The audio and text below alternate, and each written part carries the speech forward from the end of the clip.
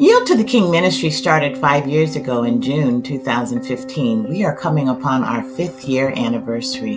God has accomplished amazing things through our organization. I thank the volunteers who have been faithful in their service. I thank the board members who have served tirelessly. And more importantly, I thank those who have been recipients of our programs, the things and ways in which we've been able to serve them. Thank you, thank you, thank you. In 2015, Yield to the King Ministry immediately started sharing the Word of God.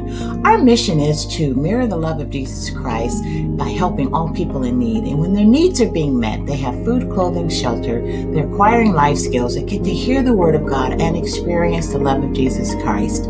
So we are podcasting to a listening audience all over the world with the aim to provide hope for today.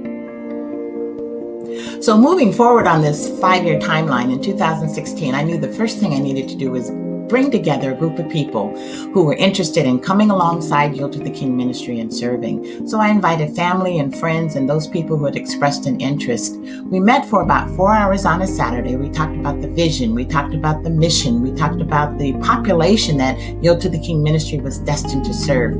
We had a wonderful time, a productive time, and time well spent. Shortly after the volunteer orientation, we decided that we would have our first fundraiser. So we partnered with Value Village in Tukwila, Washington, and for 6 weeks or more, we solicited for clothing, books, toys, shoes, small kitchen appliances, you name it, we picked it up.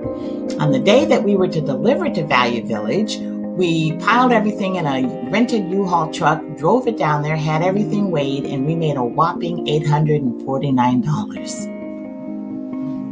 Okay, now we have a little bit of money in the bank, and I started looking around to find places where we could go and serve, actually prepare food and serve meals, hot meals. So we looked at the day centers, we looked at the tiny house villages, we looked at the tent encampments, and we looked at shelters. And we landed at Mary's Place, and a group of volunteers signed up to go along. We went down and made our first dinner, and it was delicious and well received. Now Yield to the King Ministry has acquired a 15-passenger van. And so we decided that not only would we feed hot meals at the shelter, but that we would go around to the tiny house villages and some of the tent encampments and deliver food. So we looked at a couple of tiny house villages in the Seattle, Washington area, one that's in the Central District and another one that's in the south end of Seattle. So we went shopping and went and dropped off bags of food. Yield to the King Ministry forged a relationship with Kent Hope, a Women and Children's Day Center out in Kent, Washington. We signed up for consecutive Saturdays to go out and serve a hot lunch. And we absolutely just enjoyed our time with the ladies. We got to hear from them, hear their stories without judgment, had an opportunity to pray for them and to really take to heart what they'd been through and offer some words of encouragement. We were well received and it was time well spent. In September of 2017, Yield to the King Ministry has now been in existence a little over 2 years, and we decided to step up our fundraising efforts, and we hosted a larger event with a silent auction, and it was entitled Home Runs for the Homeless. The donated auction items were absolutely fantastic. The event was well attended. It was hosted by Luther's Table again in Renton, Washington, and our proceeds for the event exceeded $4,000.